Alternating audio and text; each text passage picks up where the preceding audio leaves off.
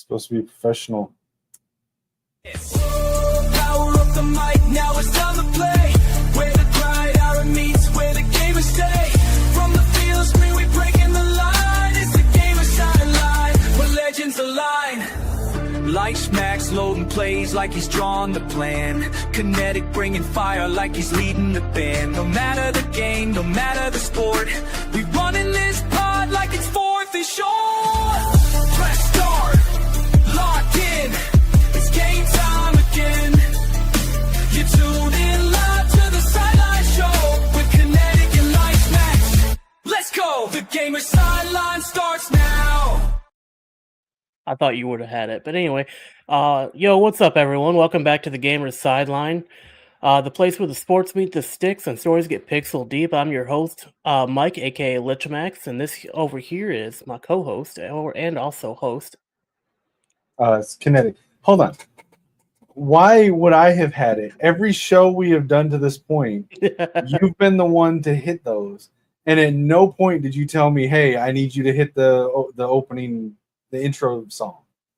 Yeah, like, no, I forgot. It doesn't automatically play after the countdown. That was my bad. Anyway, what up, Marmar? So we're here. Hey, Marmar, how you doing there? The big Marmarski in the chat. Let's go. We're here talking the NFL. It's some crazy stuff going around the NFL. We got some trade disputes. Not trade disputes. Some trade demands. Some contract disputes. Some unsigns. A lot of stuff going on. Let's hop right into it. Yeah, so there's three high. I'm sure there's more than three, but there's three high-profile players that have been in contract negotiations during this offseason with their teams, and just in the recent days or weeks, they've basically come to an impasse and have requested trades. So we're looking at three high-profile players. We got the Cincinnati Bengals defensive lineman Trey Hendrickson, Washington Commanders wide receiver 1 Terry McLaurin, and most notably the Dallas Cowboys defensive pass rusher Micah Parsons. All three have recently requested a trade from their respective teams, and none of the three look like it is reconcilable, although a few months ago we were saying the same thing about Myles Garrett in Cleveland, and then he ended up signing an extension. So I don't know. We'll see what happens. Yeah, I've been hearing a lot about the Micah Parsons situation. I think that's what most people have probably heard about. Yeah, I think you're probably right there, Marmarski there. Parsons is most likely done with Dallas, which I don't blame him. I mean, they did just bring in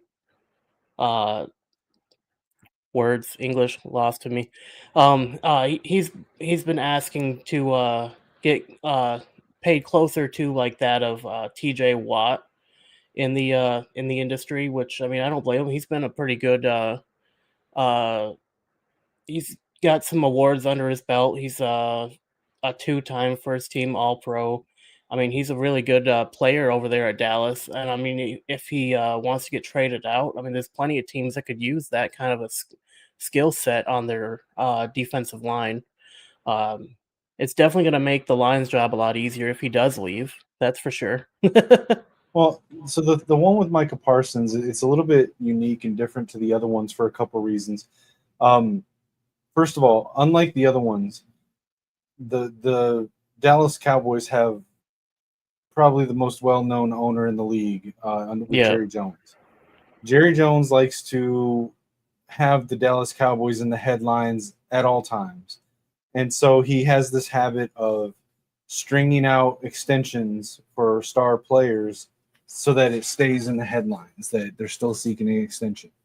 He also likes to say things when people, so like he gets very arrogant. And if you watch his recent interviews, he talks down to the interviewers quite often.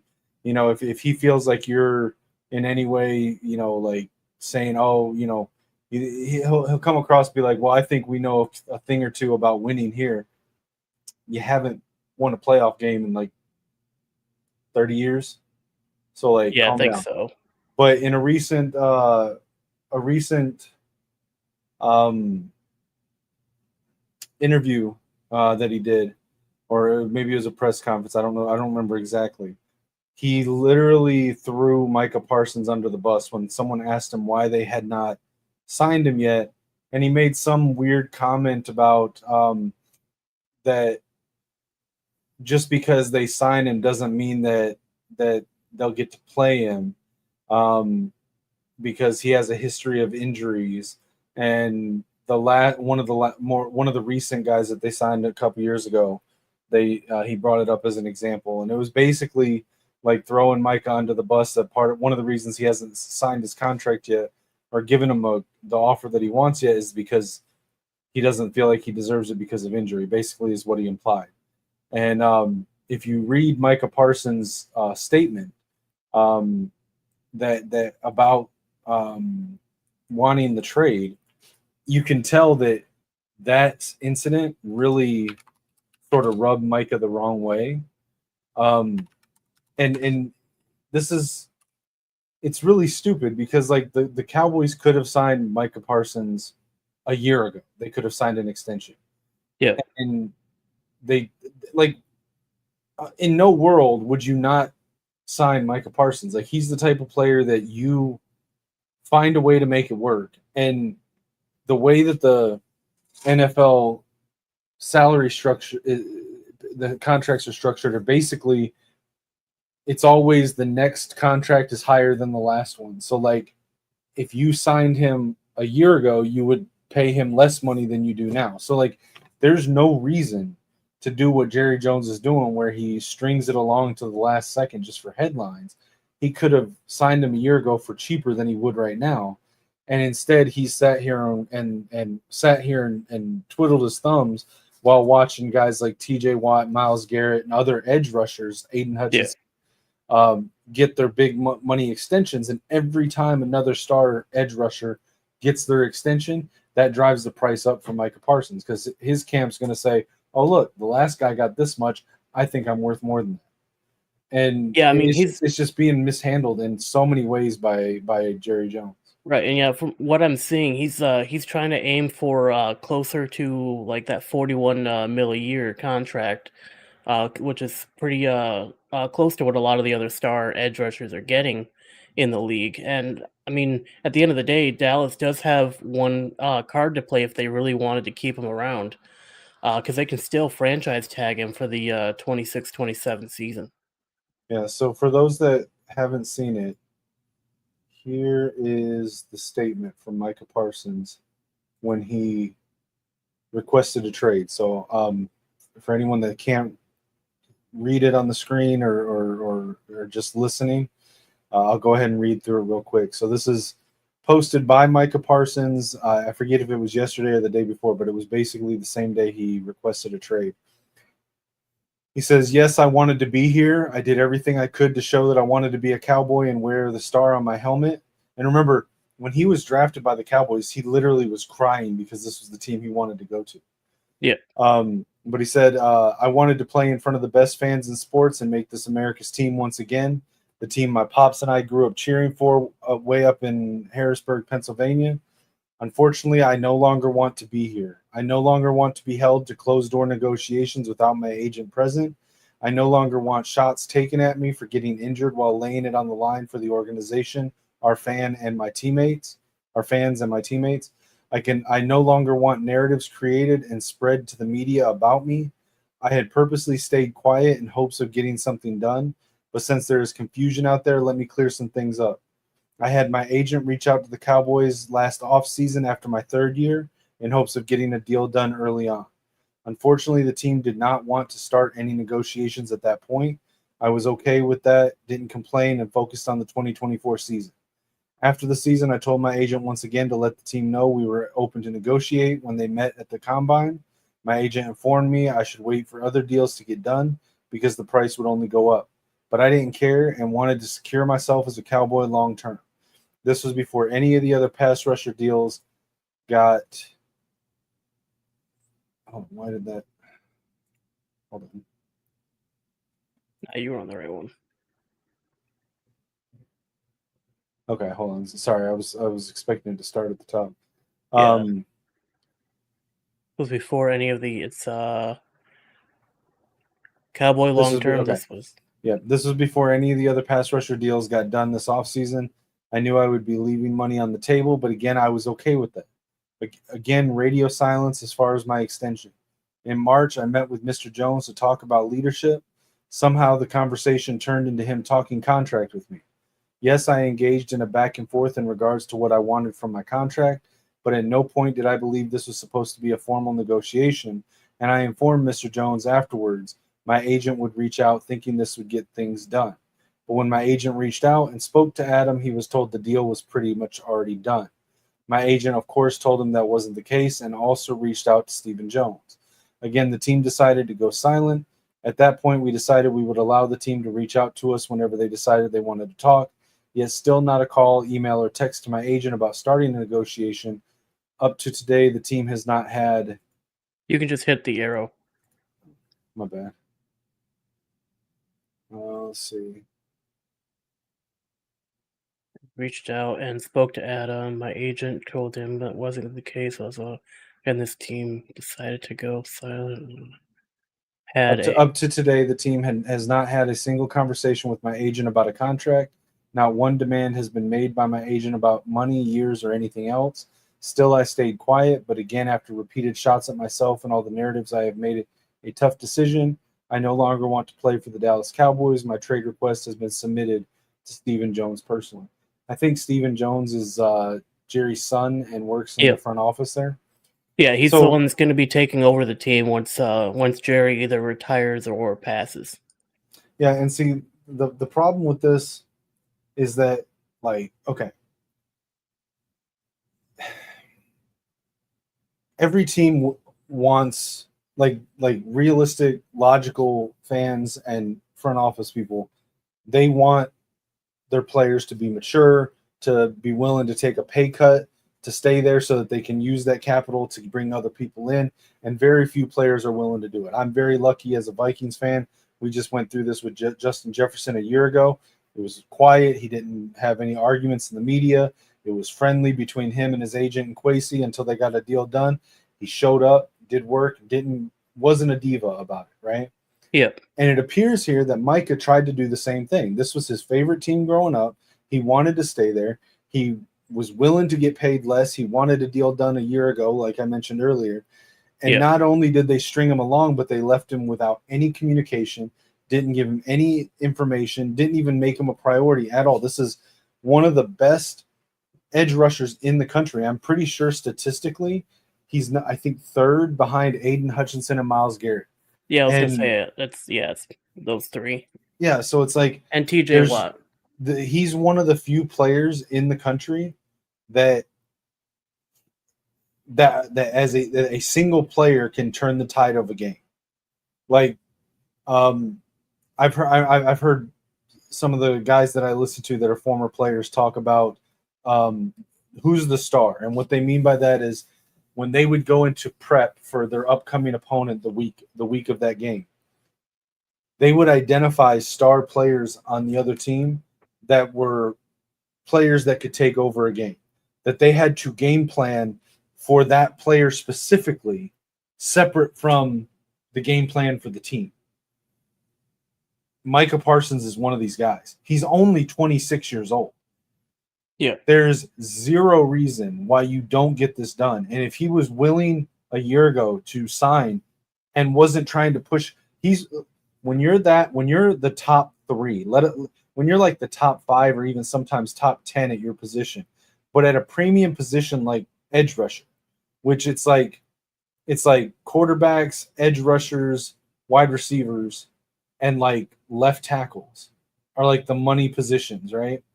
Yeah. When you're one of the top guys at your position, you have the leverage. Most of those players are going to be the ones to wait out as long as they can.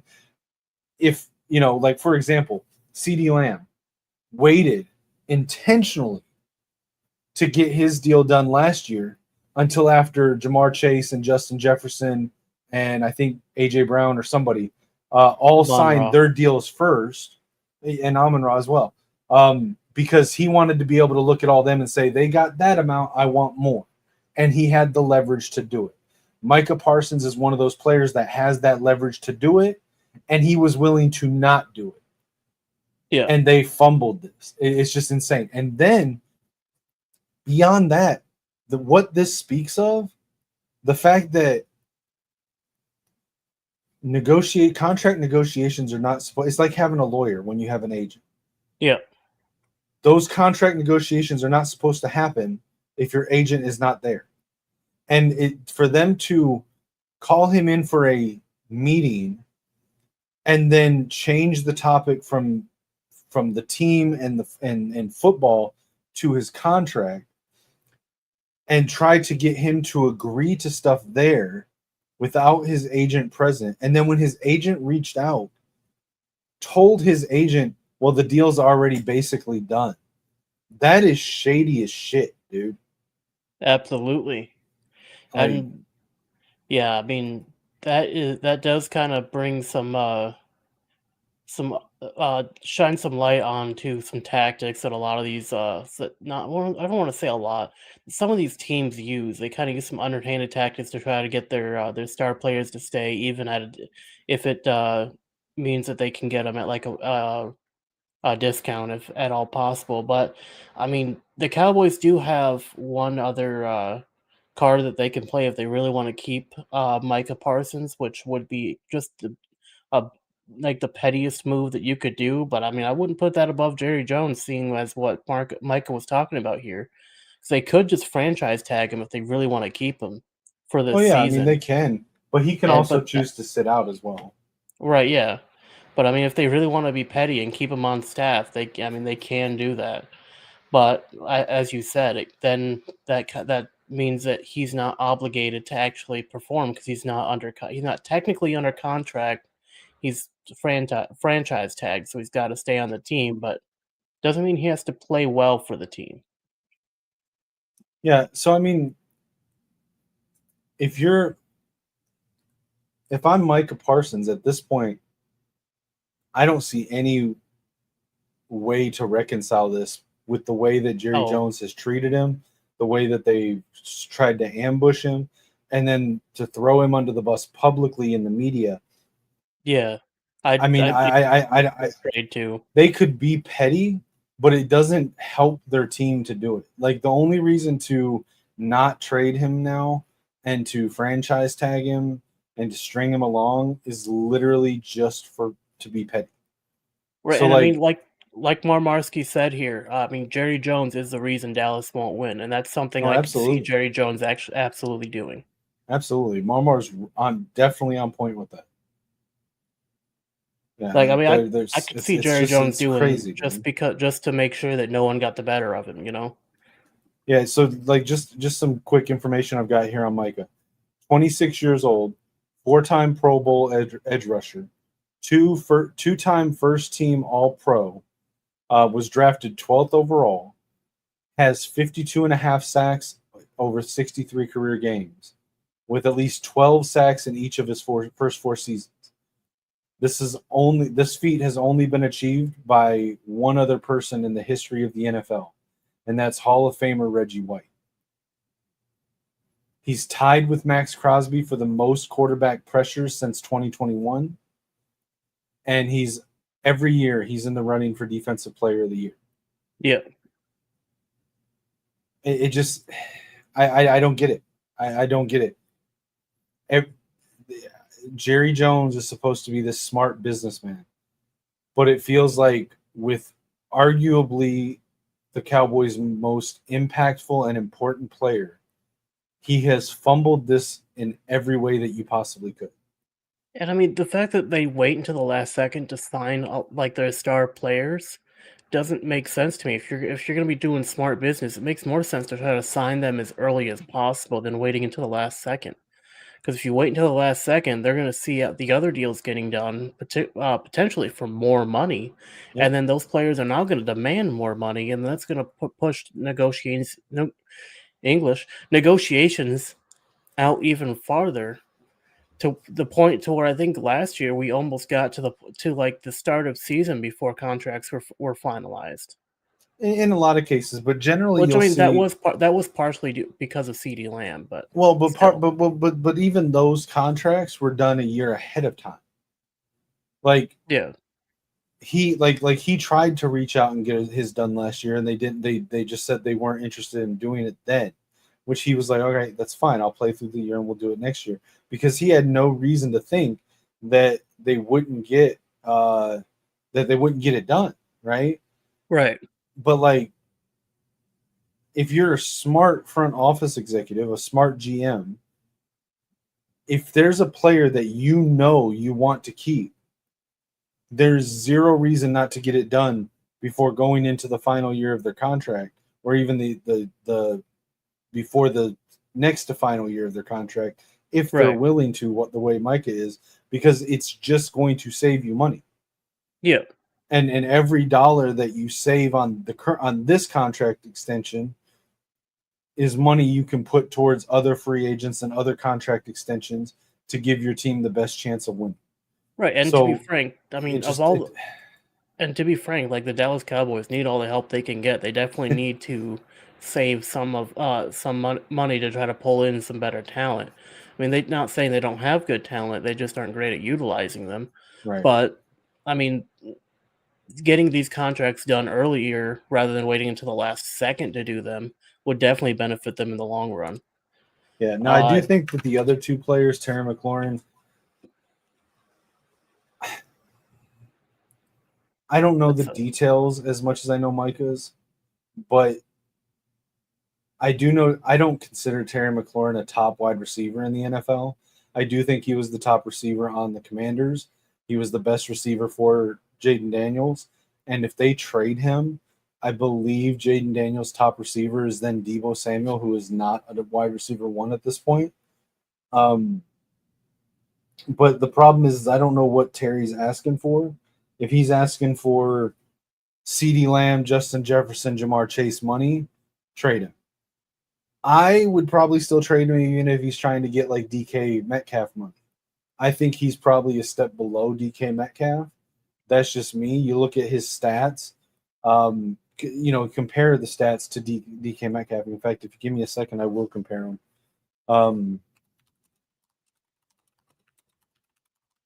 Well, you're working on that. So Terry McLaurin from the Washington wide receiver from the Washington Commanders. The extension of his contract stalled, and he is asking for a trade, but he knows that but he's currently on the physically unable to perform list with an ankle injury, as he's entering his last year of his contract. Currently has a $68.3 million contract. His base salary is 15.5. I don't know exactly what he was asking for before asking for a trade, but I guess the extending his talks about extending his contract stalled, and so he demanded a trade from Yeah, the general manager, and Adam see, here's the Peters. thing. I think if he's willing to take like a step under DK Metcalf, whatever he's making, I'd say pay him. I think DK Metcalf is a perfect sort of parallel to compare him to, because just to give you these stats real quick, DK Metcalf has played in 97 games. Terry McLaurin has played in 94. So 3 games apart for their Yeah. careers. They both have the same number of receptions. Both have had 405 catches in their careers. With those 405 catches, DK has 5,943 receiving yards. Terry McLaurin's at 5,772. So he's just under 200 yards less, with a Well, yards yeah. per catch average of 14.2 versus DK's 14.7. And last season he had a career best 1,096 yard 13 touchdown season last season. Right. And if you compare their career touchdowns, DK has 46 touchdowns on the same number of receptions. Terry only has 29. Now, the only statistic that I can see where he has an edge over DK, for example, is that he has 6 less dropped passes than DK does out of the 405 catches. So 405 catches, but 6 less. They both have the same number of catches, but Terry has 6 fewer drops. But DK has made 2 Pro Bowls, where Terry has made 1, and DK has also been an All-Pro, and DK has not. So, again, I just feel like it depends with him what he's asking for. If he's asking for anything above DK level money, trade him. But if he's asking for right at DK or less, just under DK's level of money, then pay him. Because I mean, I don't know. I like I said, I don't think he's great, but there's a lot worse than him. Right. And then the thing with Trey Hendrickson, it's not as egregious as the Dallas Cowboys thing. The Cincinnati Bengals, I don't know their owner's name, but they're notorious for being stingy with money. And they spent so much money on Jamar Chase and T. Higgins and Joe Burrow that they really don't have a lot of cap room anyway. And they're just stonewalling him at every opportunity. I do think it's a little bit more Trey Hendrickson's fault in this case than it is Michael Parsons, because he has also been very difficult to deal with. For example, the Bengals started fall camp, and he posted a video of him driving down to Jacksonville. So he's not even like in the facility. So I don't know. I think this one is a little bit on both sides, but it's kind of what happens. And this is why I've speculated that my own Vikings will probably trade Jordan Addison next year, either before or after the season, because I don't see them paying Jordan Addison and along with Justin Jefferson the same way that the Bengals paid Jamar Chase and T. Higgins. I like Jordan Addison a lot, and I think that he'll deserve to get the big payday. But the way the salary cap is currently structured in the NFL, you really can't afford to pay 2 wide receivers top dollar and still be able to build a team around it.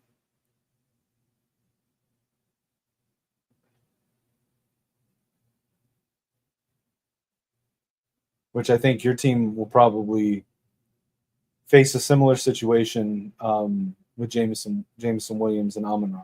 Although it's a little bit different because Amon-Ra is not an outside receiver, so I don't think he's getting paid quite as much as like Justin Jefferson, Jamar Chase.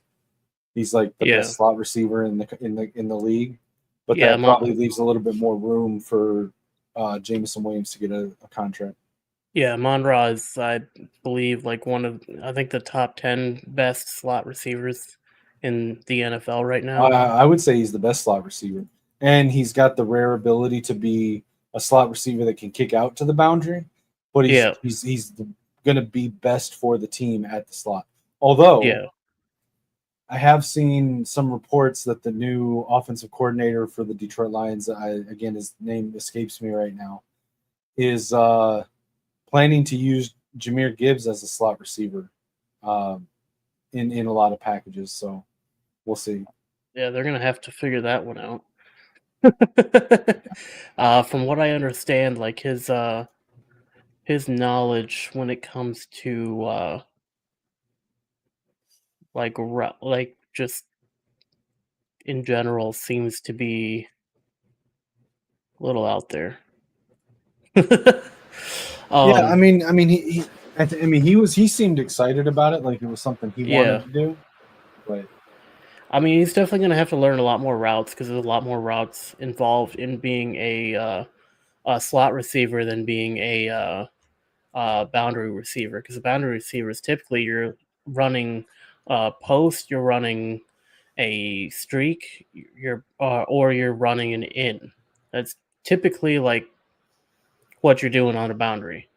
I mean, obviously, there's also those comebacks and whatnot, but I mean, those are pretty easy. You just pick a depth, come back, and then you pivot and turn back. But when it comes to like those crazy routes you see Amon Ra run from the slot, those are going to take some getting used to. I think he's got the agility and the change of direction to be able to make it happen. But I mean, we'll definitely see how he's being utilized when it comes to this season.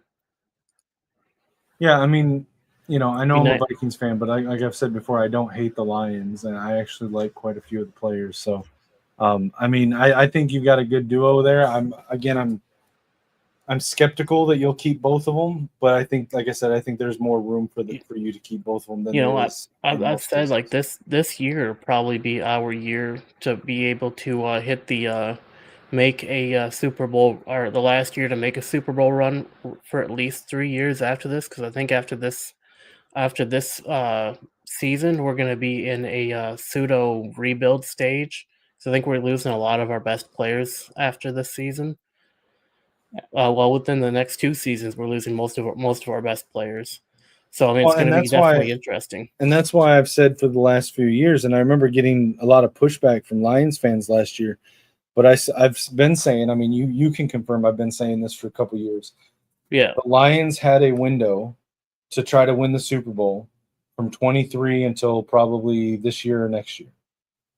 And if they don't win it in that window, I don't know when they're going to get back to it, because they're not going to be in a great situation salary cap wise. Their rosters, I mean, you've already seen it. The last prior to this past off season, every year the Lions added to the team, got better. This was the first year where you started to see them have to let players walk and sign contracts elsewhere because they couldn't afford to keep them. right. They just gave extensions last year to Jared Goff, Aiden Hutchinson, Amon Ra, um, David Montgomery, Penei Sewell, Brian Branch. They've still got, I think they just got one done with Jahmyr Gibbs. Like, Yeah, they're paying all these players with their extensions, and they're not going to have a lot of cap room to keep doing it. So again, I really feel like it's this year and maybe next year is their window. And as I've said before, despite being a Vikings fan, I do want to see y'all get a Super Bowl. I think that the city of Detroit needs one, deserves one, and after this year, the NFC North belongs to JJ McCarthy and the Vikings. So yeah. this is I think. your chance. Yeah, it's gonna. Yeah, I think this is the our last possible year to where we could probably get there before we end up having to take 3 years off of making championship runs. I mean, we had a good run. I think we went on a 4 year streak where we were consistently making the playoffs at least.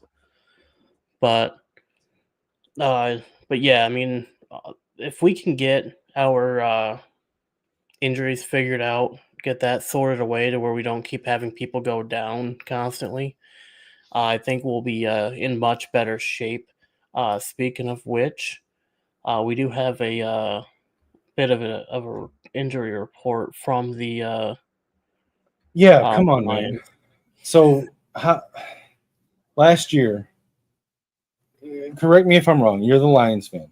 Yeah, The biggest detriment to the Lions' Super Bowl hopes last year. Well, I guess I would say the biggest detriment was probably losing Aiden Hutchinson, but that was also part of another problem where it was the injuries on the defensive side of the ball. Like I'm pretty sure for the second half of the year, you guys were literally calling in unsigned free agents off of their fucking couches to come in yeah, and pretty play much. defense, play on defense for you guys, because I think there was one point where you had like 17 or 18 defensive players all on the injured list at the same time. So like the first day in fall camp, and you have I'm pretty sure you're DT2, defensive tackle 2. And I'm sorry if I butcher his name. Levi Onwuzurike tear his ACL the first day back. Like, what's going on? Like, here's I mean, we just run our guys really hard. That's kind of what it comes down to. And I can't speak to like what exactly kind of drills that they're running, but I mean, uh yeah, they need to get better at their conditioning to not have that happen. So here is the what I've got for our list of injuries and absences from the Lions during the training, well, that have cropped up during training camp. So we have strong safety, Kirby Joseph. Safety, Kirby Joseph has missed several practices with a knee irritation, whatever that means. Cornerback Terrion Arnold and cornerback Stanley Thomas Oliver, they got evaluated for hamstring injuries. Linebacker Alex Anzalone, another hamstring. He returned to practice off of the injury list. And then we got multiple players that began the camp on the injury list, including left tackle Taylor Decker, defensive tackles Ali McNeil and Makai Wingo, guard Miles Frazier, linebacker Malcolm Rodriguez, and edge Who is Josh Heschel. perpetually on the injured list? Malcolm we should Rodriguez. Why is he still on the roster? Yeah, we should honestly just cut him because he's like he gets off the list for maybe a game or a practice, and he's right back on the list. Like, dog, Yeah. It's time for you to retire, my guy. I think it's retirement time. Yeah, and to put this in contrast, outside of the players who are still coming back from previous injuries from last year, which are Christian Darrisaw, Will Fries, Rondale Moore. The only injury the Vikings have had since the end of last season. Oh, okay. Is that Justin Jefferson is currently sitting out of practices because of a tight hamstring. So I was saying JJ, just not the right JJ I was thinking. But the tight hamstring, it's not even an injury. So compare that and contrast to what the Lions are dealing with after 1 week of fall camp. There's something wrong there, dude. And again, I'm not trying to cast aspersions on the Detroit Lions. I'm saying you look at last year, you look at what's already happened in a week into training camp this year, 2 weeks into training camp now. I mean, maybe that just goes to show that like we just try harder than you guys do. I don't think so. Like if that was the case, hard, we hurt ourselves. If that was the case, then we wouldn't have had the same record in the NFL until literally the final week of the season. That's because we had to try harder to get there. You have a exponentially more talented roster than the Vikings last year. We've been over that multiple times. I know, it's because we try harder. But okay, let's shift gears here a little bit since we're talking about the Lions. I've got up here, since we do both sports and video games here. Let me pull up the right thing here. The Madden ratings for your team. So we're going to go through a few of these and see if any of them surprise you or what your thoughts are on them. So going from top down. 93. So from top down, you've got your highest rated players, Amon-Ra St. Brown and Penei Sewell at 96, Amon-Ra's X Factor. Yeah. Jahmyr Gibbs is 95. Aiden Hutchinson, X Factor, is 93. Kirby Joseph rounds out your 90-plus players at a 90 overall. Then below that, Brian Branch, 89. Jared Goff and Taylor Decker, 87. Sam Laporta, 86. I forgot you guys had DJ Reader. Yeah, DJ Reader, 85. I think he was injured for most of last year, though. Who wasn't? Jack Campbell is an 84. Alim McNeil, 83. I'm sorry. So Onwuzurike would have been defensive tackle 3. Yeah. DJ Reed, your new corner signing, is an 83. Jameson Williams, 82. It's going to get real confusing on the field. We got two DJ Reeds. I mean, one's Well, you Reed, got one's DJ Reader. Reed and DJ Reader. Yeah, I know that's what I'm saying. You're We not got- going to get them confused though. One is a defensive tackle and is big as hell, and the other's a like less than 200-pound defensive back. So Yeah, that's true. So yeah, so I mean, and then just looking at, let's see if we can. I think Hold on, before we get your reaction, let's specifically look at the ratings of your rookies. you got to hit apply filter. So Tyleek Williams, your first round pick, defensive lineman, 77, and then a big drop off to Tate Ratledge, your offensive guard, who apparently is going to be starting. Is a 71 since you had Frank Ragnow retired. Miles Frazier, 69. Ahmad Hassanain, who I'm actually very high on Hassanain, is a 68. Yes. And then Isaac Tesla, the wide receiver who showed out in the Hall of Fame game the other day. Yeah, 68. they Dominic actually Lovett, made him a custom 67, jersey. and Dan Jackson, 66. So what are your thoughts on the Lions ratings? I think Goff should be at least a 90. I don't think he should be as low as he is with the kind of performance he put out last season.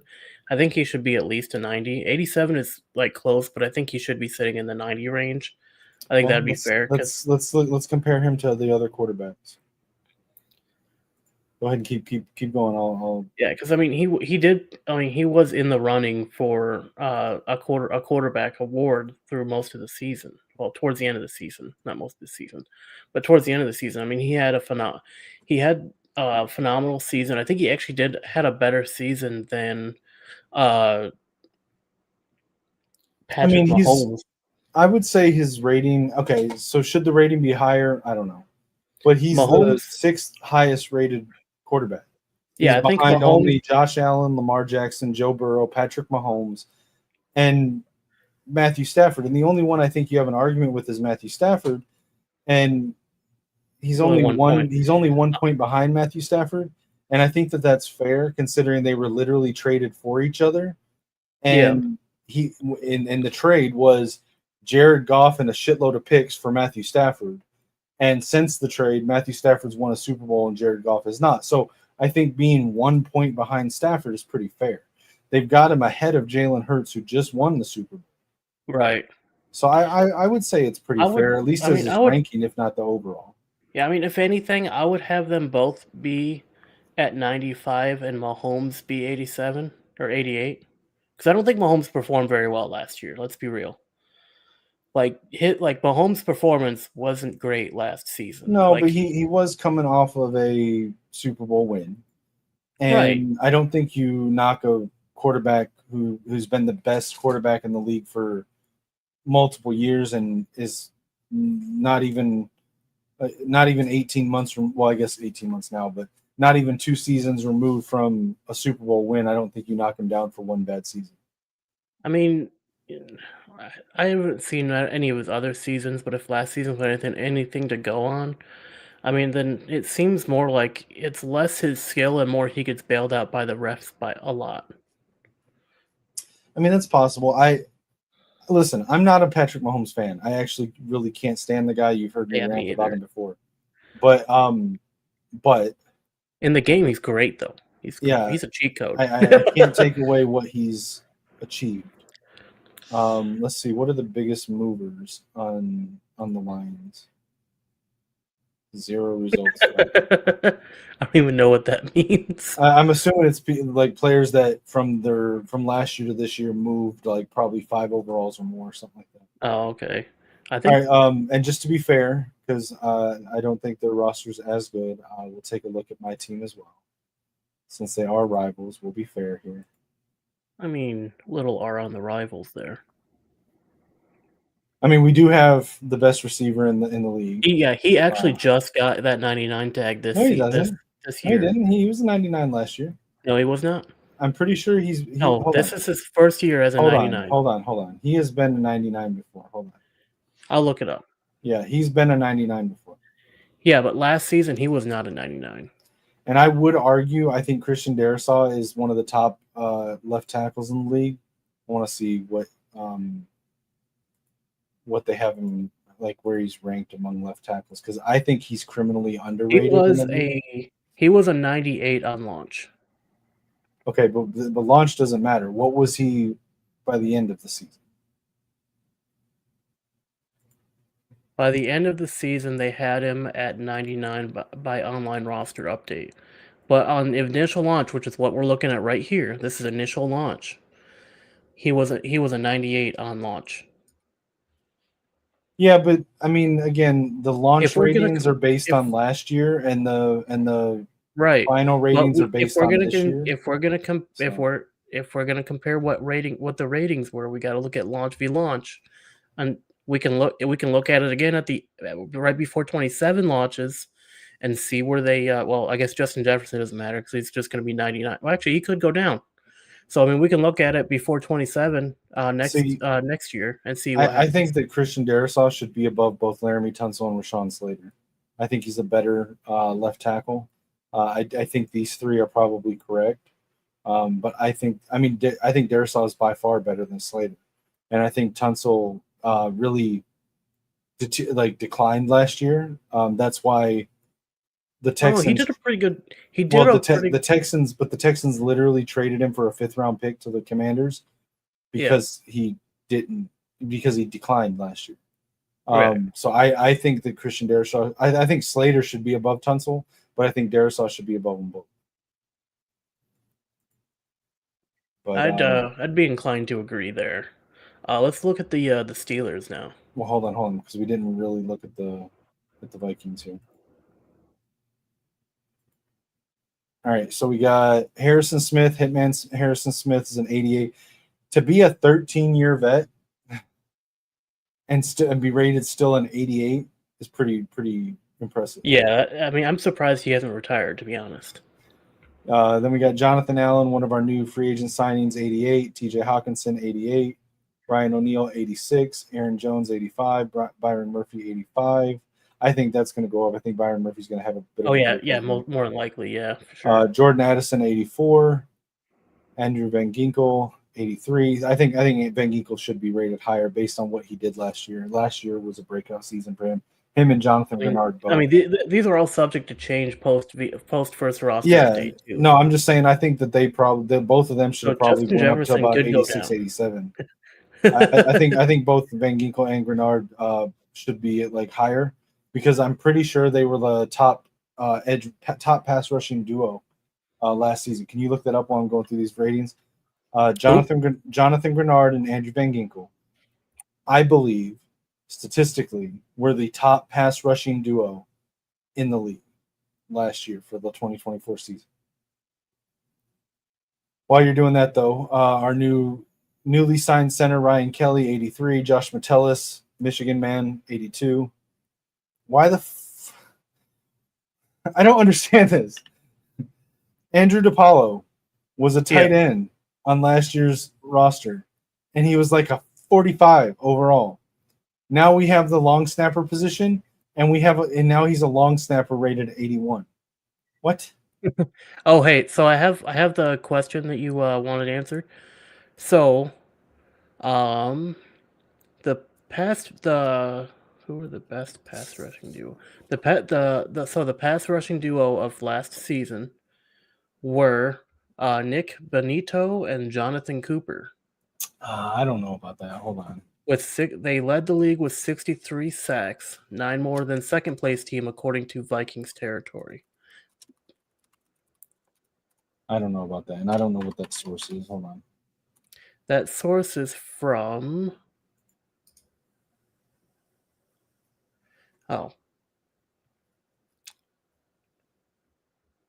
Heavy Sports is where that source is from.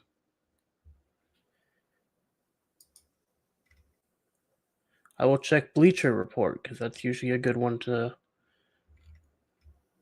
I'm trying to look up PFF because I'm pretty sure, but I'm pretty sure they were the Bleacher best. Usually uses PFF. Okay, so.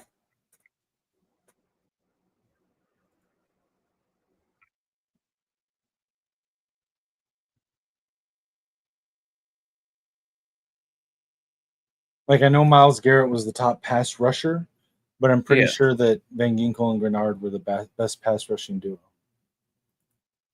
I think they came in number 2. Yep, just like straight up say. Because between the two of them, they had 19 sacks, and then Van Ginkel Another had one a bunch of pick sixes.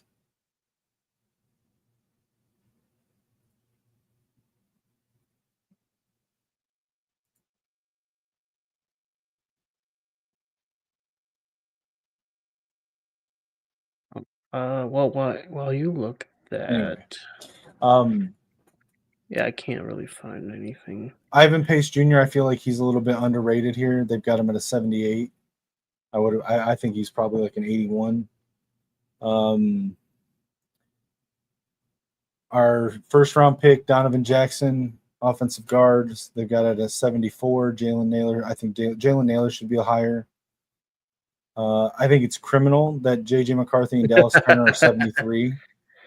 Well, This I is mean, ridiculous. to be fair, they're going off of what has he done in the league. He hasn't done anything in the league. He has no tape in the league. This is So they can gonna only look go off really of his stupid by the rookie. end of the season.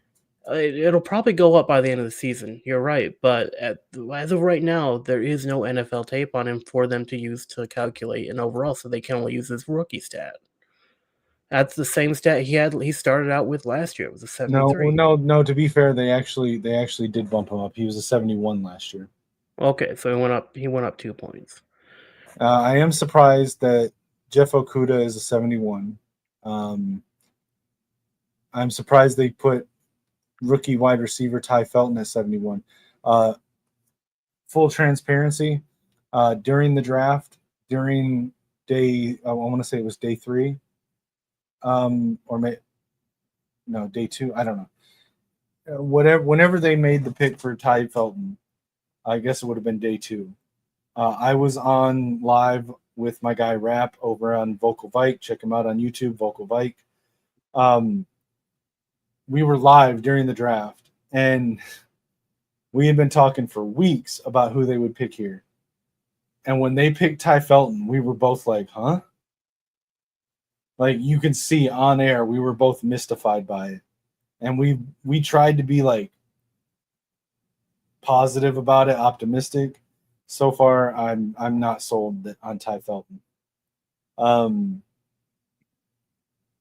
Let's see.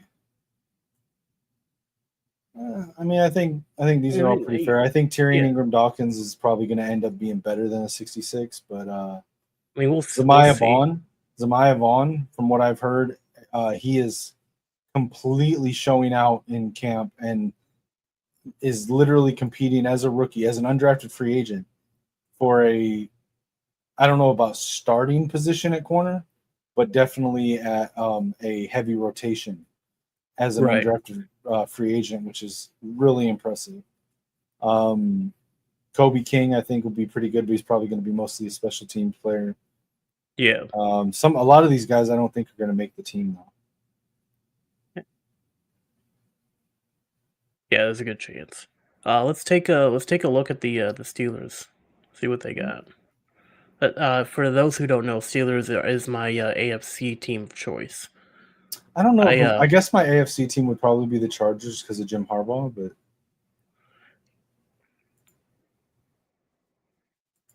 yeah, and from what I've seen that he's been doing over there at the Chargers, is it seems like he's trying to make them more and more like the Wolverines. yeah. All right, Steelers. They've got 3 guys that are 90 plus. They T.J. Watson 96. Yeah. Cam Hayward, defensive tackles, a 94. Jalen Ramsey, cornerback, 94. All 3 are X factors. Alex Highsmith, edge, 88. Chris Boswell, kicker, 85. That's a very highly rated kicker. DK Metcalf, 85. Darius Slade Jr., 84. Pat Fryermuth, tight end, 84. Zach Frazier, 84. Let's see. I wonder what did they give Will Howard? I don't know, but Aaron Rodgers is 76. I think Peyton Wilson's going to have a good year for y'all. I hope so. I mean, they Caleb need it. Johnson, running back that they drafted. I wanted them to draft him in Minnesota. I think he's going to be really good. I think they should. I think we should have went for one of the Michigan guys. Jack Sawyer's a 72. Oh, that's the right end. He's got 72. That's hilarious. Roman Wilson's a 70. He should be rated higher than Jack Sawyer. He should be at least an 80. I mean, in my opinion. I wouldn't say that. I'd say he should probably be like a 74. Maybe. Well, because most of last year he was injured. So this is incredibly hilarious that we are now in the 60s and still haven't found Will Howard. There he is. There he is. 64. Holy crap. And yet there's Buckeyes that will try to tell us he's better than JJ McCarthy. Yeah, no. I mean, he's got room for development, but he's got a low floor. I don't think he's more athletically gifted than Kyle McCord, the guy that they had the year before. I think Kyle McCord is a better quarterback. I don't know what the Steelers are doing. Like, we should be in rebuild right now. We shouldn't be trying to build for a ship right now. They're just going crazy. It's like they're desperate to get back to the Super Bowl because they haven't been there for a couple years. But realistically, we should be working on trying to build a team back up. And I don't think picking up Buckeyes is the way to go. Right. Let's look at anything else you want to see here? You want to see the highest rated rookies overall? Yeah, let's see. I know. Travis Hunter, I think, got the highest rating of all the rookies, but we could see. Yeah, Travis Hunter's 84. Ashton Genty's 83. Genty got robbed. He's the real Heisman winner. Nah. Mason Graham got 80. That's awesome. Yeah. Look, so for the past 2 seasons, I have made custom draft classes on Madden 24 and 25. I'm pretty sure I had Mason Graham at 80 and Kenneth Grant at 78. It was Mason Graham at 78, Kenneth Grant at 76. Okay. But in the first one I did, they were 80 and 78, and then I dropped them down because I thought that I was like being too homerish. Yeah, because generally a rookie doesn't crack 80. It's rare that a rookie cracks 80. I'm glad that they finally started actually giving some love to the rookies instead of undervaluing their accomplishments in college. Right. I don't see anything here that's really out of. A lot of these are very close to what I had them predicted as. Yeah, Remember, I had Abdul Carter was very high. Yeah. I wasn't this high on Jahdae Barron personally. I think I had him at like a 76. Yeah. But and I think I had Jalen Walker at like a 77. But I mean, personally, Travis Hunter and Ashton Genty, I'd have given them both the same overall, 84. Is what I would have given them because they were both neck and neck for being the top rookies coming into the draft. Now, I do think that this is crazy that Benjamin Morrison is rated higher than Will Johnson, and it's gonna. Well, it's mainly because pair itself out to be a mistake. Also, I think the problem is that they gave him I think it's because of the injury he was dealing with towards the end of the college season that they gave him a lower overall due to that. Same with his draft stock. It lowered his draft stock because of that injury. That would hold if it wasn't for the next thing I'm about to point out. Let me find it. So, Colston Loveland is a 73. Yeah. He was picked as the first tight end in the draft. But yet they have Tyler Warren rated a 75, who was picked after Colston Loveland. Yeah, see, that doesn't make sense. Those two should be switched. It might be because Colston Loveland went to the Bears. Yeah, but that shouldn't affect his individual rating. Oh yeah, it does. Because when you go to the Bears, you get worse. But no, for the most part, I think these do compare out to about what I had him at. I'm pretty sure, even though Vikings fans think that Donovan Jackson should be higher than 74, I'm pretty sure that's what I had him at in my draft class as well. Yeah, I think it was pretty close to that. Yeah. Josiah Stewart's a 72.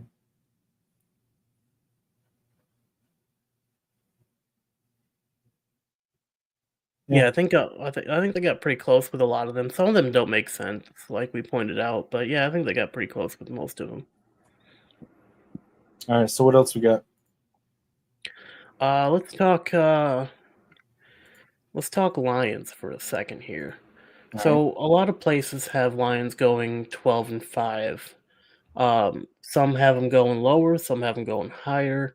It's usually between 14-3 and to like 9-8 from the Bleacher Report has the Lions going 9-8. I think that we're looking at more in the 12-5 range.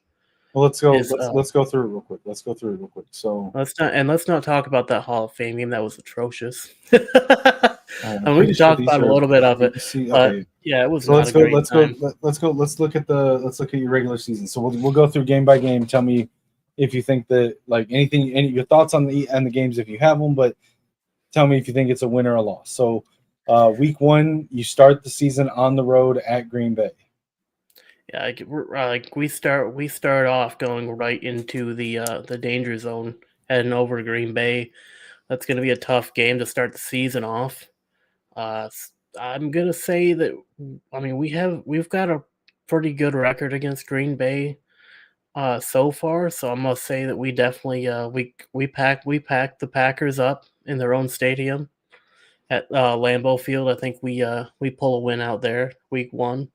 So I'll say this. So here, keep track of what mine and your predictions, so you can tell us what the you can tell us what our predictions are. So,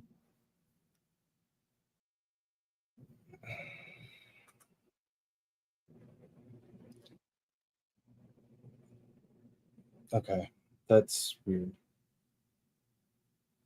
Anyway, sorry. Did you hear that? Hear what? Okay, I guess not. That's weird. Sorry, I got distracted because my phone started ringing because I apparently was getting a Facebook call, but I didn't think it was my phone because it didn't light up at first, and I was hearing it in the headphones, so I thought it was your phone. But then but now I'm sitting here trying to figure out how my phone was ringing in my ear on the headphones that are not connected in any way, shape, or form to my phone. Understand this. Anyway, listen, on paper, I'm picking the Lions to beat the Packers. However, I have a pause here because you're going into week 1 with half of your defensive starters coming back off of injury. Yeah. A different defensive coordinator, a different offensive coordinator, 9 new coaching staff positions that have been filled. Starting the season on the road at Green Bay. I think that there's potential you guys lose this game, but I will pick you guys to win it. Yeah, I mean, I'm not here saying that like we're guaranteed to win that or anything. Like obviously, it's a lot of factors going into that week 1 game. Like we have a lot of new staff.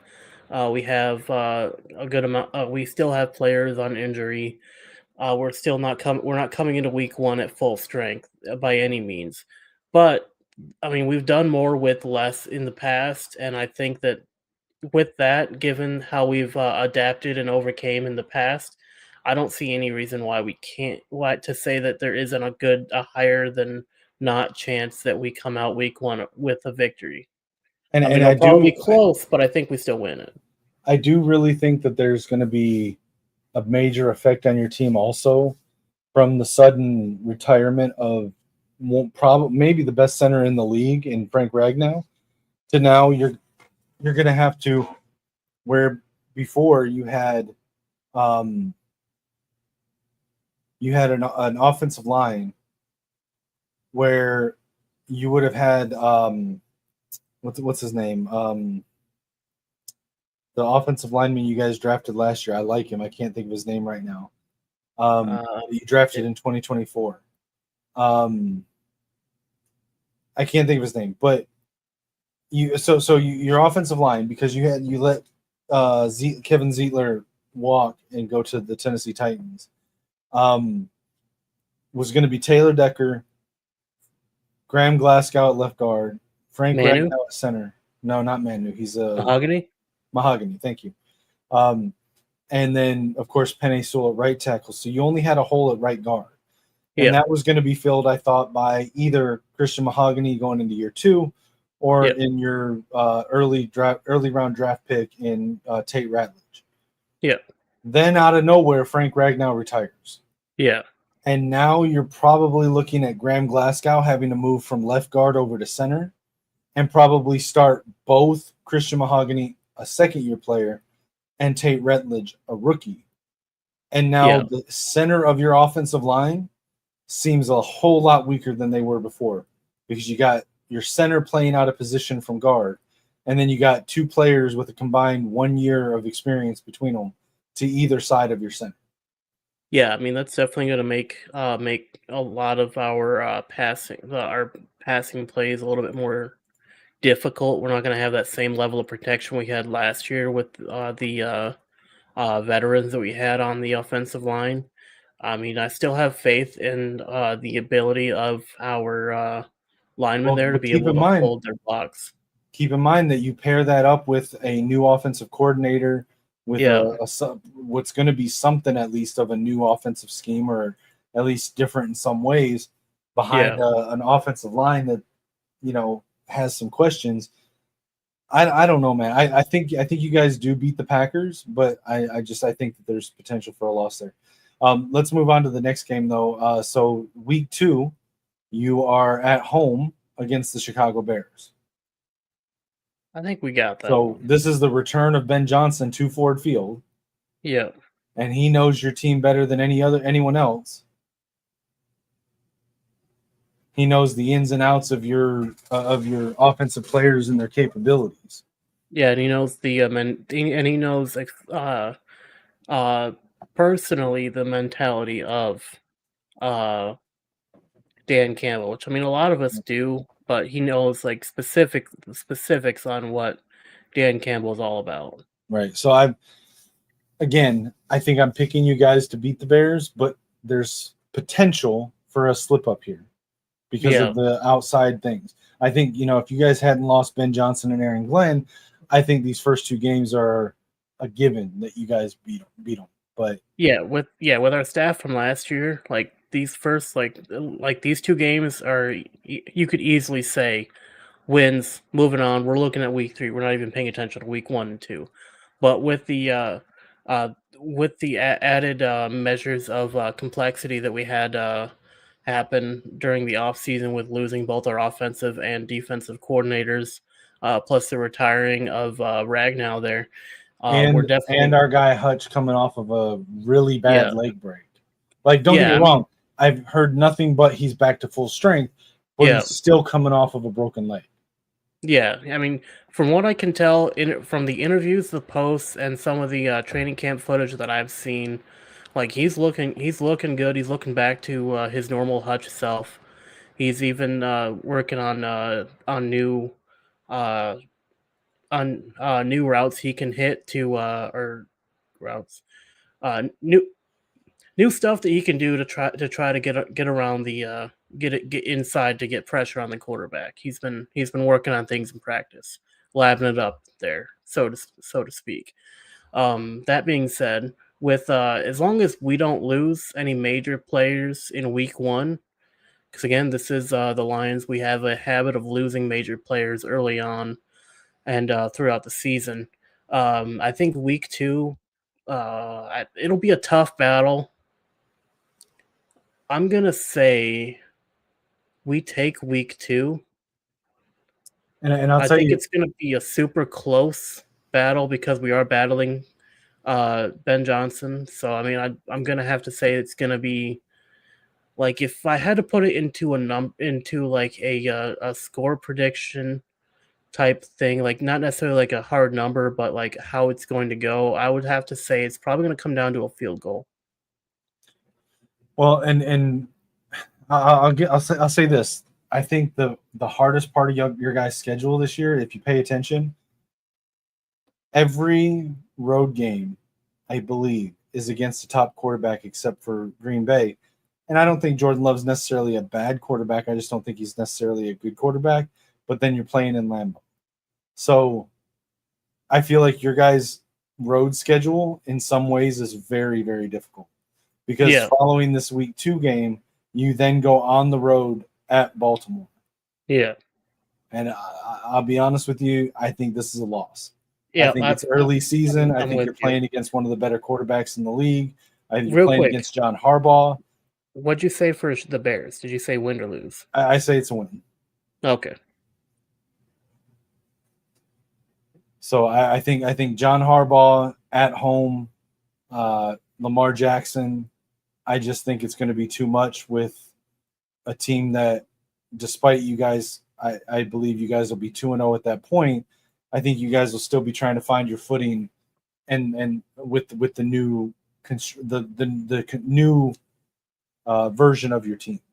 Right. Yeah. I mean, to be fair, I mean we have in the past come into situations similar to this. I mean, we did take on Josh Allen at the Buffalo Bills and come out on top. Granted, they didn't have a great team around Josh Allen, but we were able to come out on top. Now, whereas the week 3 at Baltimore Ravens changes is the fact that they do have a good team built But around Lamar the game Jackson, at and they Buffalo have though was late in the season, where yeah. you guys are rolling and have your identity. Right. And Yeah. you're I in a mean that. groove. Yeah. That. Yeah. I mean. Yeah. That's the other factors to put in. Like this is an early, really, really, really tough game for us coming up against the Baltimore Ravens, where they have the dual threat of Derrick Henry and Lamar Jackson on the field, along with their tight end Isaiah Likely, who's definitely a threat to keep an eye out for.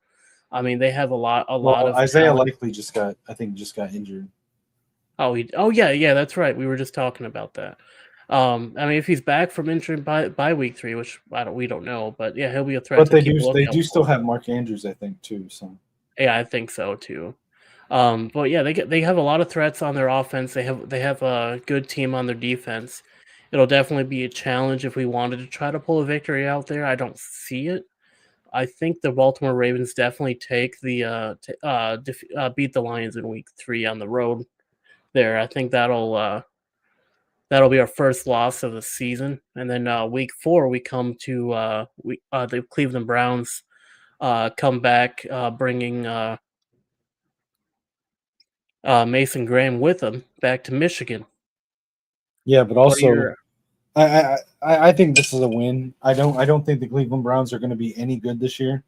You'll probably be facing Joe Flacco at quarterback, which all respect to Joe Flacco, but at this point he's pretty much just a serviceable quarterback. I don't see any way that they get the win on the road in Detroit in week 4. I think this is going to be one of the easier wins of your season. Yeah, It's this is coming basically right before a very tough stretch of your schedule. yeah. I think week 4 we can just consider it what it is because of how unorganized and how inconsistent the Browns have been. We can just start calling them the bye week of the NFL because it's basically just a nice leisurely casual game. I will For the say that. Well, I don't think it's going to be leisurely casual.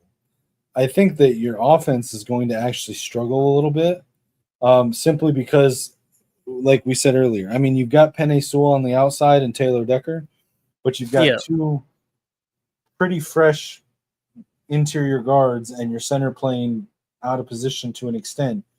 And you're coming Yeah, up against by week Myles Garrett and Mason Graham. by week 4 we should have like some of that should be starting to set into place. Yeah, but it's Myles Garrett, who's the not even arguably the top pass rusher in the league, and Mason Graham Right, against a shaky interior offensive line. Right, but we don't know how Mason Graham's gonna fit in over there at the Browns. We know, like, what his practice is looking like, and from what I understand, he's looking good in practice. He's looking like a true starter there over there with the Browns. But I mean, like when it comes to actual gameplay, we still aren't sure how he's going to perform when we put him in an actual NFL game situation, which I I would be can't willing wait to to bet he see. will outperform Tate Ratledge and Oh Christian yeah, no, I McCauley. I have zero doubt about that. Like he's a monster on defense there. We've seen it at Michigan. We're probably going to see it in the NFL too. But I mean, we just don't. We'll have to wait until the he starts getting some on field game time to see how that's going to look. But yeah, I put week 4 at an easy win for the Lions as well.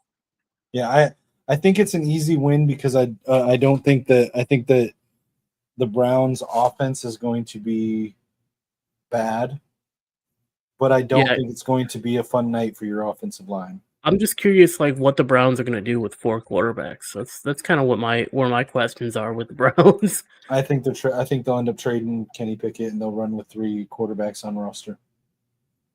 Yeah, I mean that's entirely possible. Or they might cut Dylan Gabriel. Maybe, but he was still a 3rd round pick. I don't know. Maybe they could, but Because I from what think they end up cutting or trading Kenny Pickett. Yeah, me too. But I mean, from what I've been hearing from practice, it looks like Shedeur Sanders might be looking at QB2. Yeah, most likely. All right. What about the next week? You start a pretty brutal road game stretch, starting at Cincinnati with the So Bengals. You'll be going up against Joe Burrow, I think we win Higgins, that one. Jamar Chase. The biggest question around the Bengals is their coach Zach Taylor. How good is he really? And their defensive line. Trey Hendrickson, we talked about earlier, Yeah, still showed up to camp and is in a contract dispute. Their number one first round draft pick this year, Shamar Stewart, is not signed his contract and may not sign his rookie contract. So, and he was going to be a defensive lineman as well. So that's the biggest question I think for them. Also, how good is their offensive line? I don't know. Like I said earlier, having paid Joe Burrow, Jamar Chase, and T. Higgins, they got a lot of money tied up in just those 3 players.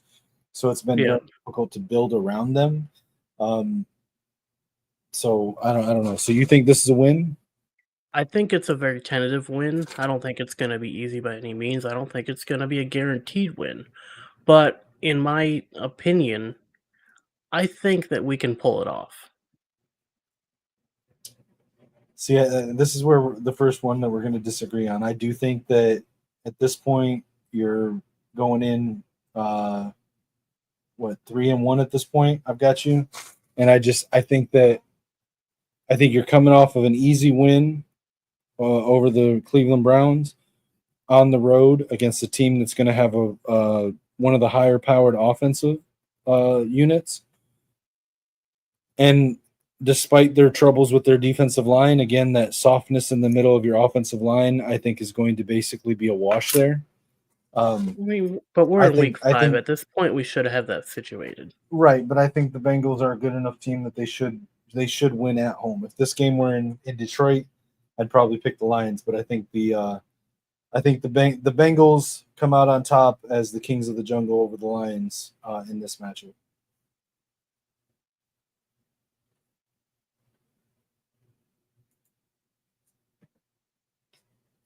So we got you at a writing them off at loss week 5, and me giving them a tentative soft win at week 5. Yep. So I'd probably say it's like a win 0.5. Well, there's no half points here. You got to go win or loss. I think there's a chance that we could win. So I'd put them in a win. I put week 5 in the win category. All right. Then next week you stay on the road. This time going to Kansas City, going up to against Patrick Mahomes.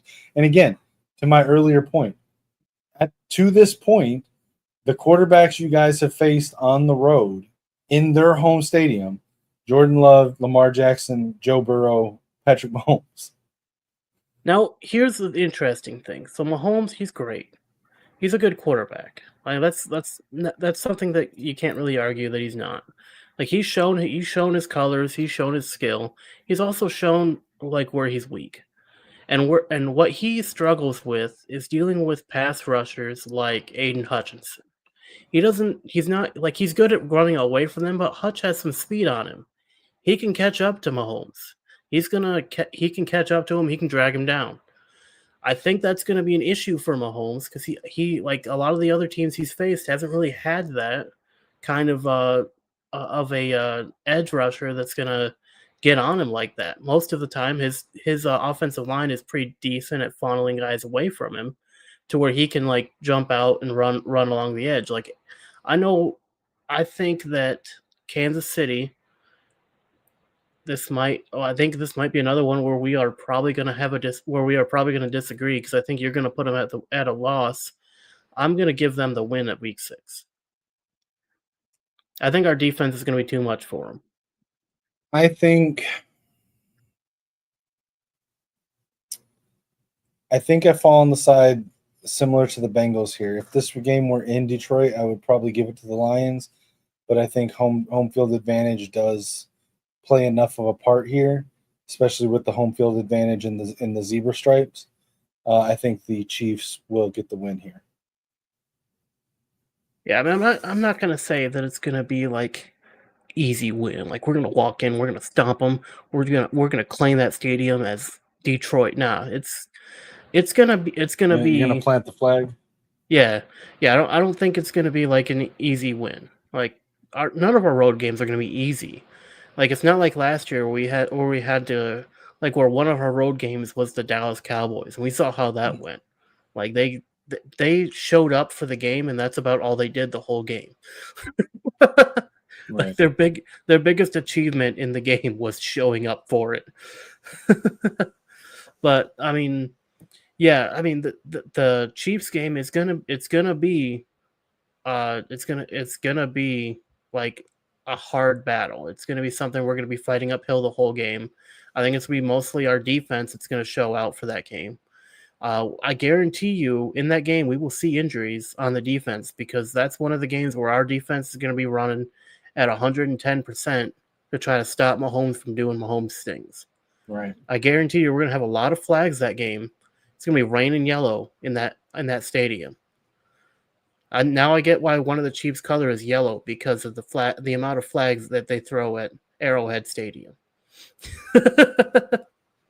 Yeah, I mean I can't really argue that, but I just like I said, I think that I just again we're at this point we're 6 weeks into the season, and I think it's probably around this time, maybe a week or two after, that you guys are really hitting your stride. So I think this is early enough.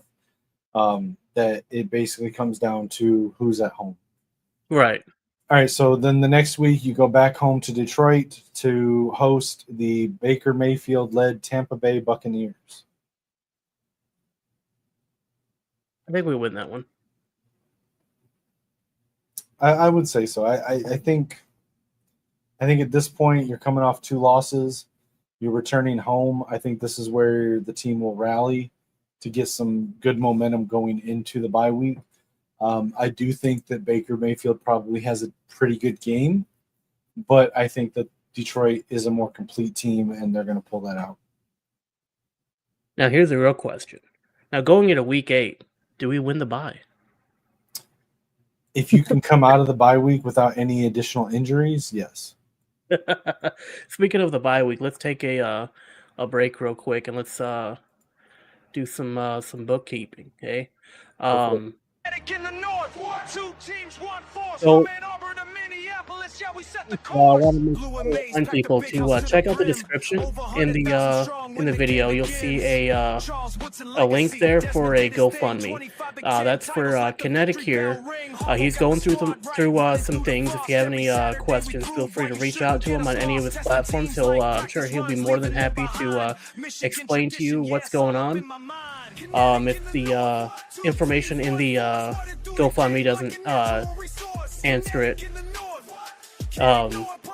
Kinetik, you have anything to speak on for the GoFundMe? Well, I just say that for those that have been keeping up with it, and I haven't gotten around to posting it as an update on the GoFundMe page yet.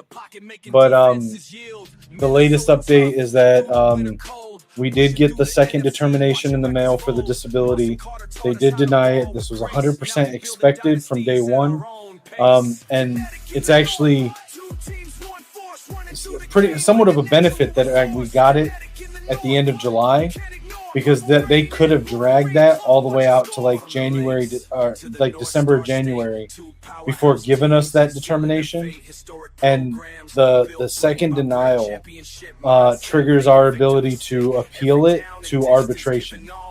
And all along, my lawyer has prepared me that arbitration is where I was most likely going to be able to get approved, because that's where we go before somebody and I can present everything as the big picture instead of just being a couple things here, a couple things there on a piece of paper. I can present the big picture of the difficulties that I'm dealing with the multiple issues. So it's good news. However, that being said, we are still very much struggling. Things are very tight financially, and I could really use continued support going forward.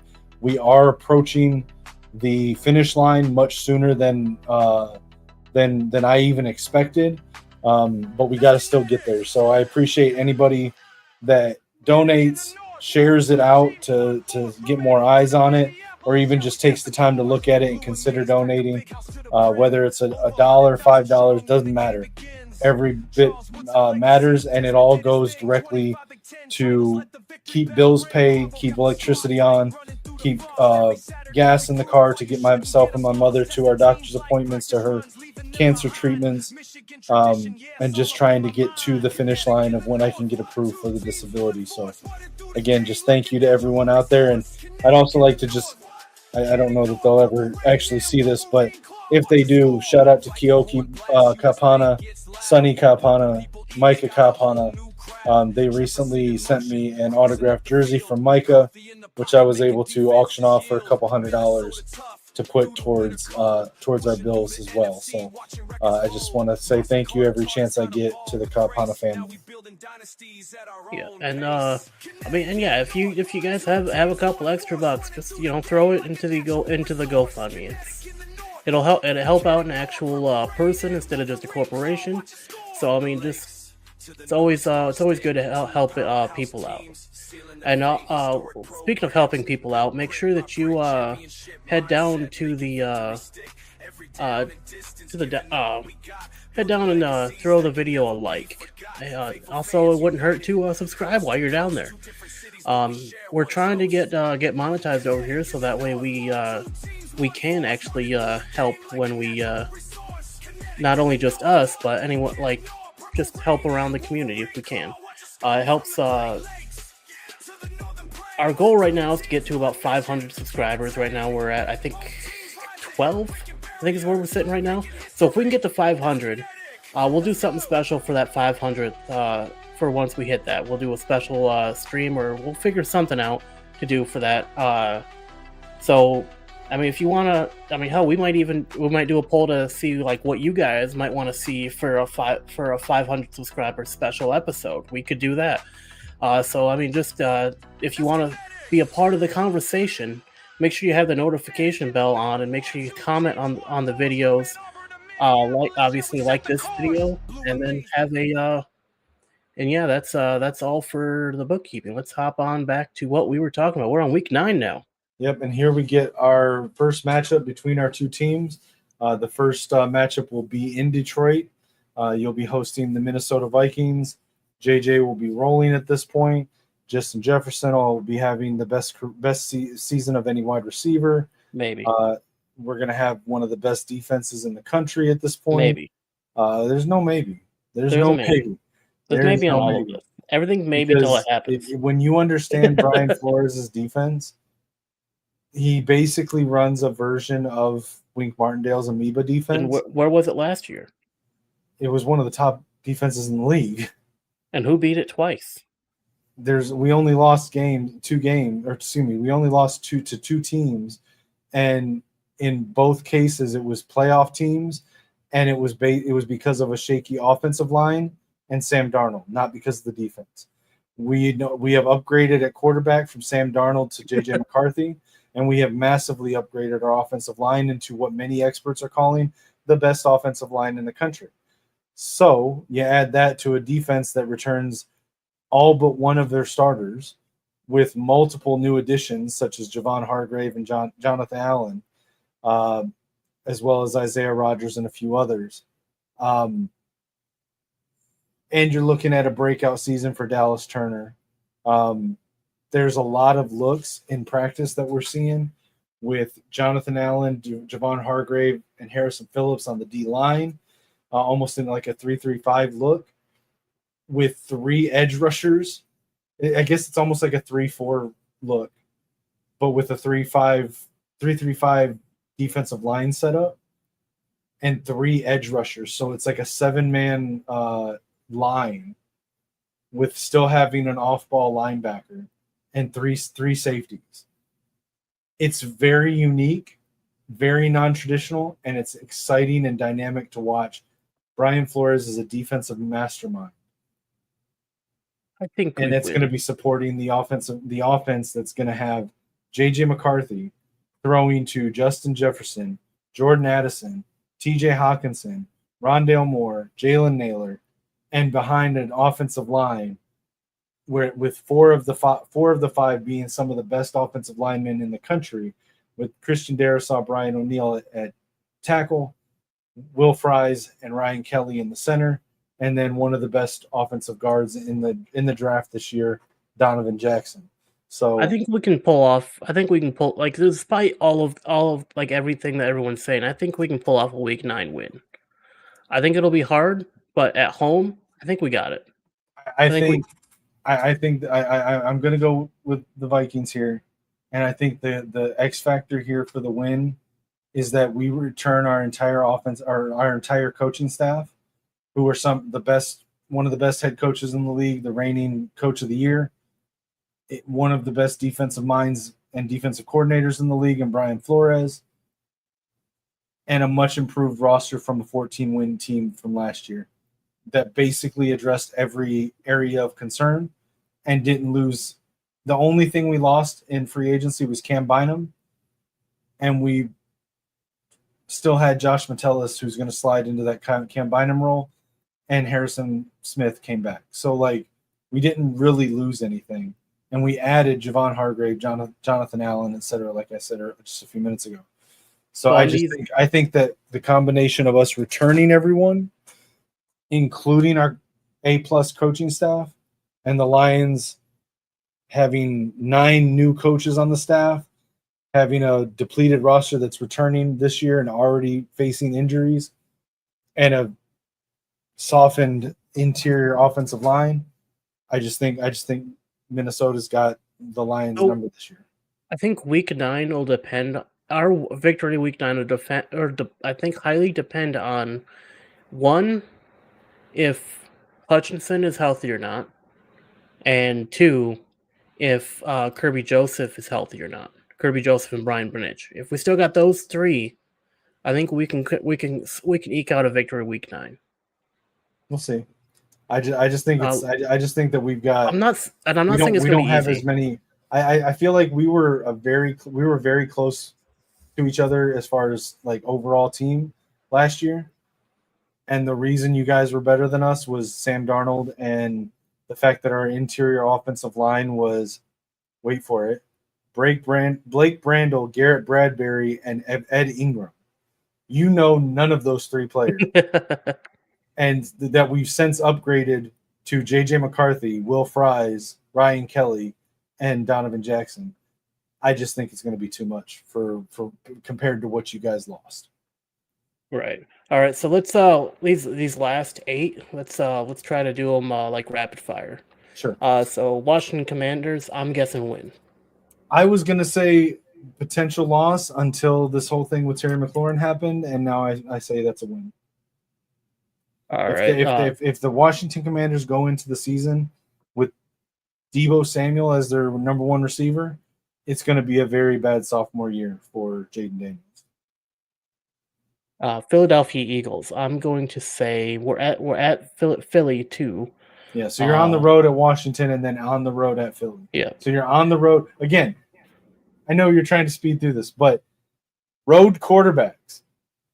I know we face all of Lamar Jackson, Joe Burrow, Patrick Mahomes, Jaden Daniels, Jalen Hurts. JJ. So far.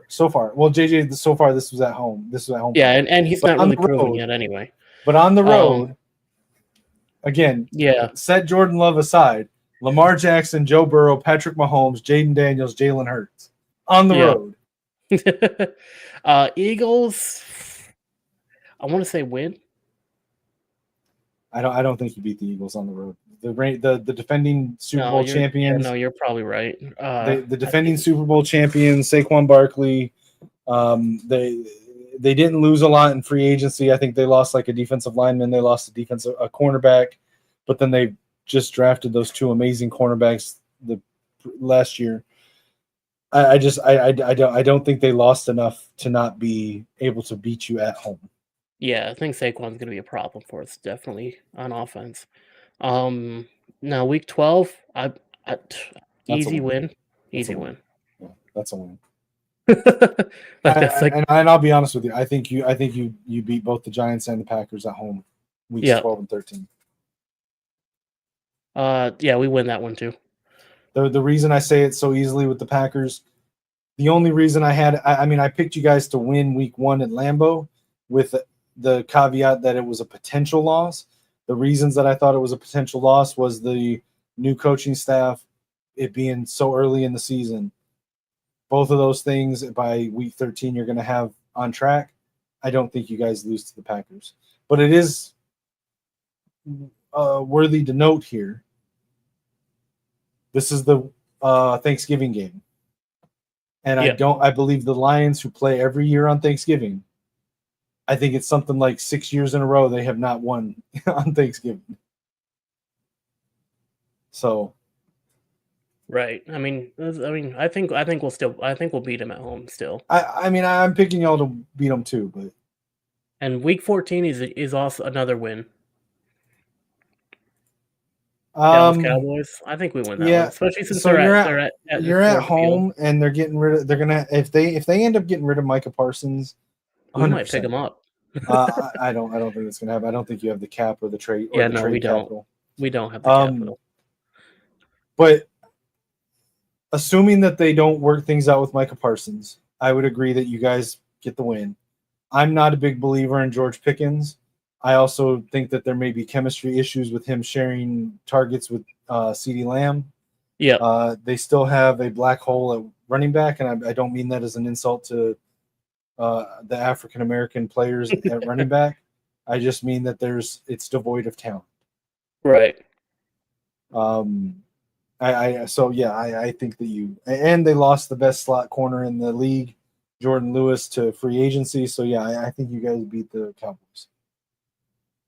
However, I will say, I think it's going to be a loss at the Rams. I think that Matthew Stafford still, looks at how he was traded from Detroit. Yeah. I look at how he was received when they came to Detroit last season, which I still think was ridiculous for everything that he gave to the city of Detroit for them to boo him. Now, listen, boo him during the game, but before the game and after the game, that man should have earned the eternal respect of Detroit fans for everything that he's gave and sacrificed for that city for a decade. Yeah, but how most NFL fans work is like while you're on our team, we root for you. When you leave our team, we don't root for you anymore. See, if I were a Detroit Lions fan, when he's introduced pregame, I'm cheering for him. Once kickoff happens, I'm booing him. Once the end of the game happens, I'm going to cheer him and thank him because I just feel like he's earned it. I mean, he would have earned it more if he would have brought us a ring, but that's beside the point. I think that's not on him. The Detroit Lions front office had, at the same time, Matthew Stafford,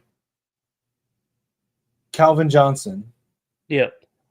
and Ndamukong Suh, and they couldn't build a championship team around him? You traded him to the Rams, and within one season, he brought them a Super Bowl. I say that's not on Matt Stafford. Yeah, no, we definitely need to fix our front office. So week 16, I say win. So you think your team beats your team? Yep, I think my team beats my team. We don't. The Steelers, I mean, they're a good team. I just don't think they have that same grit that the Lions do. We have, I mean, the real battle is going to happen between the defenses. I think that's what it's going to come down to. Our offense is going to I believe that our offense is going to absolutely demolish their offenses in stats when it comes to the field. But I think it's going to come down to whose defense can do it better, because we both have similar philosophies on defense. We're both, especially with how Dan Campbell is, we're very much a zone blitzing type of defense, and that's kind of what I think that's kind of how the game's gonna go. We're basically just gonna see who can hit the quarterback the most, and I think we're gonna do a little bit better at that than they are. It's like TJ Watt, he's a big threat on the defensive side. But I still think that Aiden Hutchinson is just a little bit more of one if he's still healthy at this point. Like, that is a worry this late in the season, is are we still going to have our stars? Because, we are prone to injury. I think the Steelers have the advantage over you in coaching, and that's it. I think it's a push that they have TJ Watt because you've got Aiden Hutchinson, and I can't think of another position group where I think that the Steelers have advantage over you guys.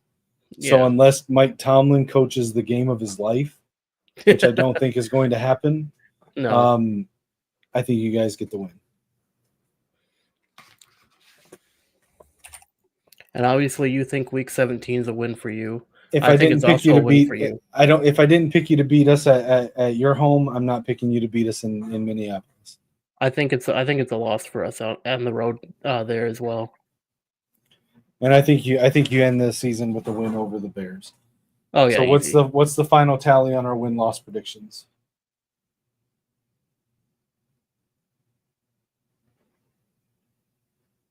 All right, so let me calculate it. So 1, 2, 3, 4, 5, 6, 7, 8, 9, 10, 11, 12, 13. So I guessed 14 wins and 3 losses, I think. 1, 2, 3. Yeah, so I guessed 14-3. See, I just don't see either of us repeating 14 wins again from last season. And the main reason for that is we both had 14 wins last season, and we played the AFC South. And which was the Texans, the Titans, the Jaguars, and the Colts. Those are some of the easiest wins in the NFL. And this year we swap out those 4 teams, and we both play, instead of those 4 teams, we both play the Ravens, the Steelers, the Browns, and the Bengals, which is a much tougher division.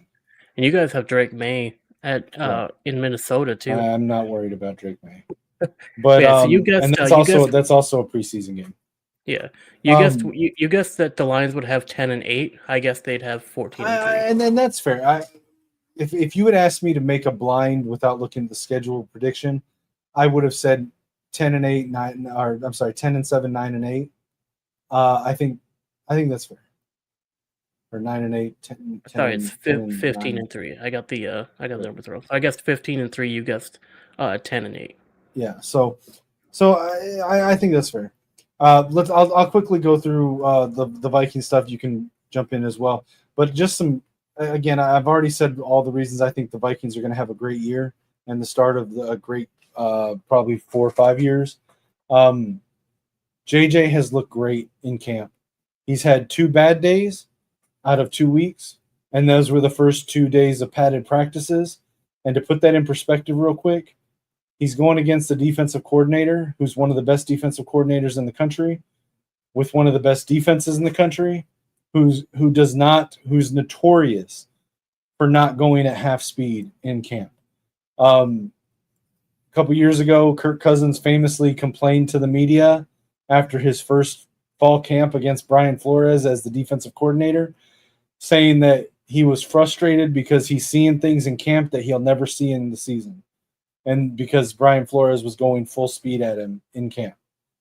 We do So only have if about JJ's 10 only minutes. had 2 bad days out of 10 practices against that defense, I'm okay with that.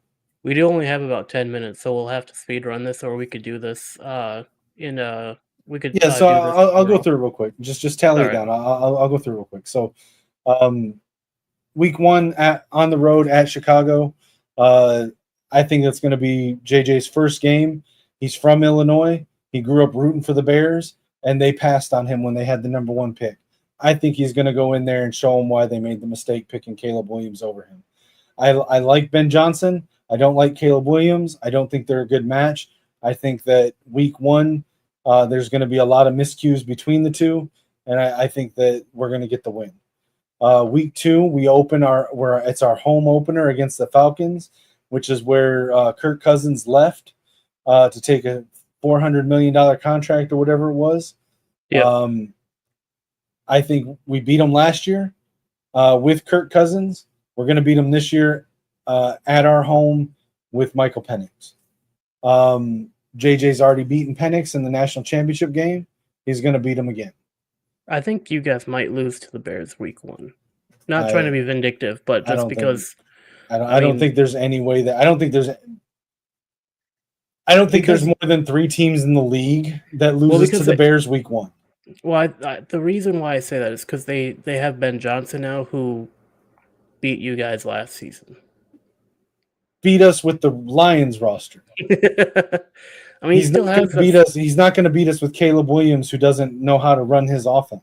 Who's like the worst possible fit among starting quarterbacks for Ben Johnson's offense. That's true.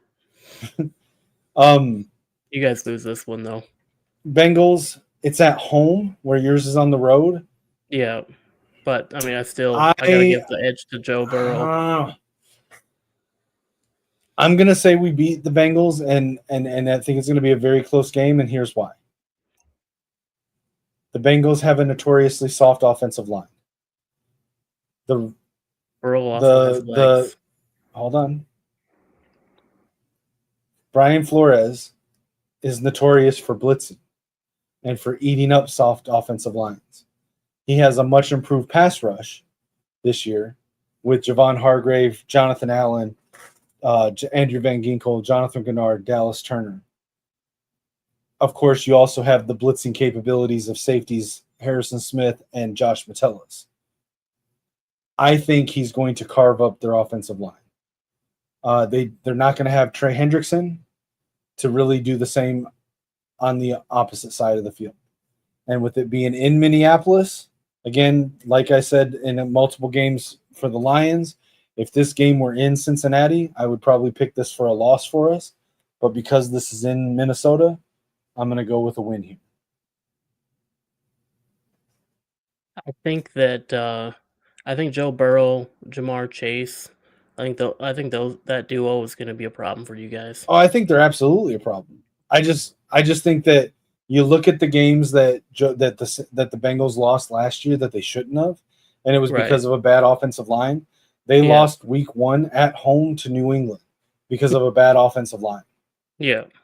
So and you guys shouldn't have an issue with the Steelers. No. So something the defense might give you guys some issues, but I do think you guys still win. Something to note about the Steelers and the Browns games. It says these are road games, and they are, but they're also not home games for those teams. The Steelers game is in Scotland. Yeah, in Croke Park. And both teams are traveling over there on a short week. The Vikings have traveled overseas more than the Steelers and are one of the more – it's the Vikings and the Jaguars are the most popular teams in Europe. And the reason for that is Minnesota has been over there more than any other team, and they're Vikings.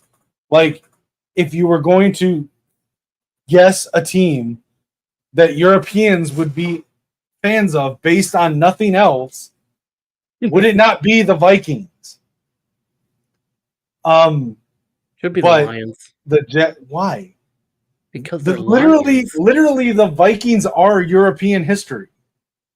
So are Okay? Lions. No, they're not. There's no lions in Europe except in zoos. There's lion symmetry There all are- over Europe. Do you know how many people in Europe, in England and Scotland have Viking blood and ancestry? Well, I know, but you know They how have many no coat of lions. arms include a lion? So many. But there's no lions. And there yet are they're on Vikings. and yet they're on a majority of coat of arms. There's always a lion present. Anyways, the reason that the Jaguars are the other popular team is because Shad Khan owns the Jaguars. He also owns Manchester United. So there's that. But my point is that while this is an away game for both teams, it's probably going to be closer to a home game, a home away from home game for the Vikings. And then I think it's an even easier one. First of all, I don't think we're losing to Cleveland no matter where we play them this year. Yeah, no. But you can play them in Antarctica and still beat them. This game is in London. The Vikings, who traveled to Scotland the week before, are just going to stay in Europe and travel the 2.5 hours from Scotland to London and then stay there for a week. Whereas the Browns are going to be coming into the game the next week jet lagged from a 10-hour flight. I don't think we're losing to either one of these teams overseas. And this is one reason why I'm so high on our schedule this year, because 2 of our away games are basically home away from home games. Right. So week 6 is about. I think you guys lose that week. Yeah, right. I do think we lose. I do think we lose week 7. I don't think. I think the Philadelphia Eagles are just too good. I do think we lose to the Eagles. I am also going to say that I think that we lose week 8 on the road at Los Angeles. Jim Harbaugh is an amazing coach. He's at home, and he knows J.J. McCarthy better than anyone maybe that's not named Kevin O'Connell at this point. He was his head coach for 3 years at Michigan. He looks at J.J. as a son. He's going to know the tendencies of J.J. better than anybody. I mean, they're probably already game planning for week 8 right now. Absolutely. Jesse Minter is the Chargers defensive coordinator. Jesse Minter is the defensive coordinator that faced off against J.J. McCarthy for 3 years in practice every week. He also knows J.J.'s tendencies, and he's one of the better defensive coordinators in the league as well. With this being in Los Angeles, I think it's a win for the Chargers. I've already said I think we win at week 9 in Detroit. Yep. Week 10, Baltimore, I think we lose. I do think we lose that one. I do think it's going to be closer than people think. It's week 10. It's going to be in Minnesota, but I do think we lose to Baltimore. I don't think we're losing to Chicago or Green Bay at all next year. Or this year, sorry. Seattle, we're in Seattle. Sam Darnold's revenge game. I don't think well, Milroe's there, but unless Darnold's gotten benched by week 13, Milroe's not going to play in the game. But that said, I don't think Darnold gets revenge. I think the reason Darnold had a good year last year was Kevin O'Connell. He now does not have Kevin O'Connell. I love Mike McDonald, the head coach of Seattle. He was the defensive coordinator at Michigan. However, he's a defensive coach.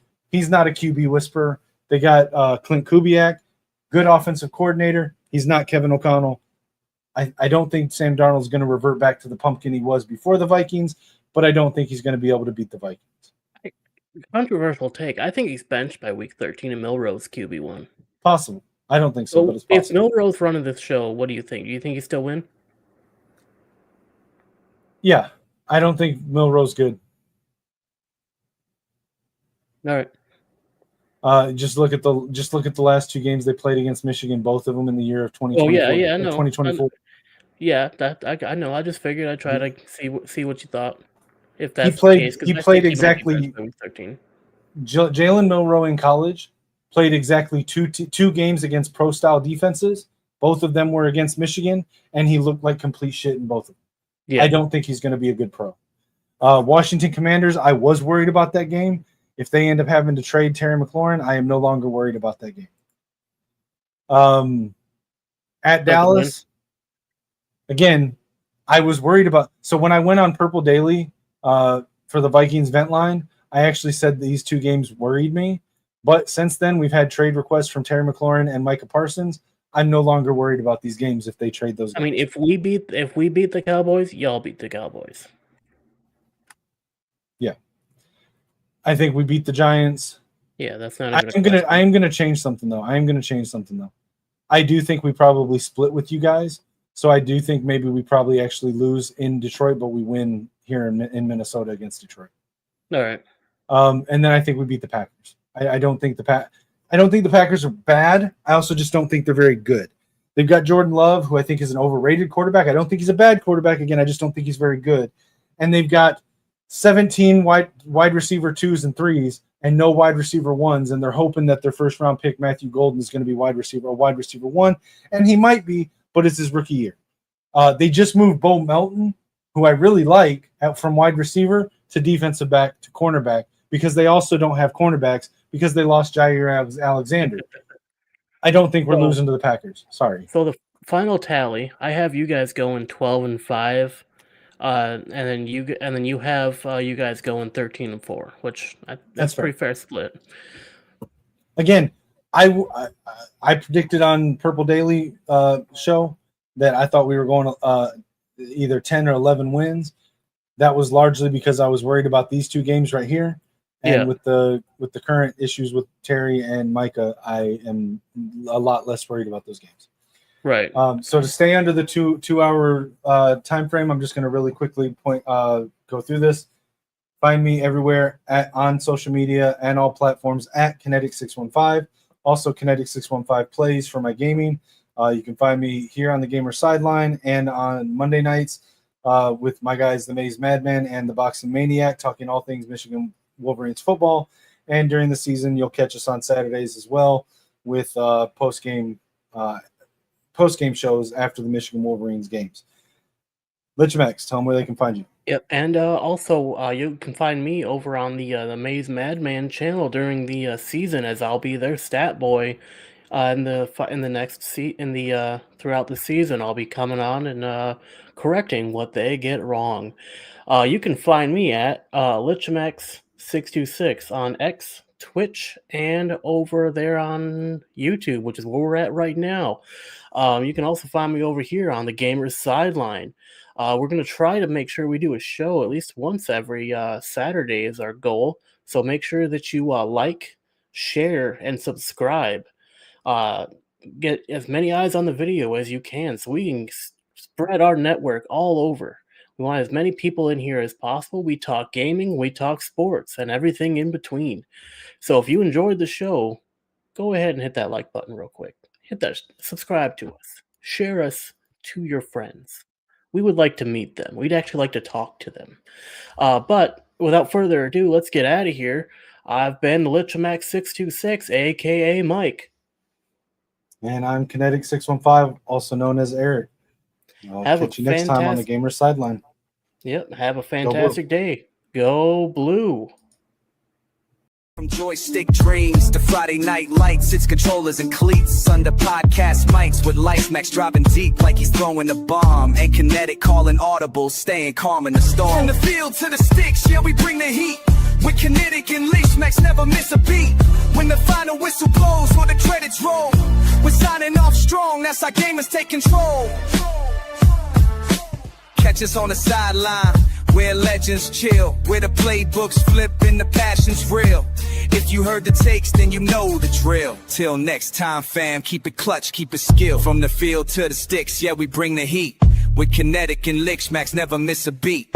When the headset's off and the lights go low, we'll be back next game, y'all already know. We out.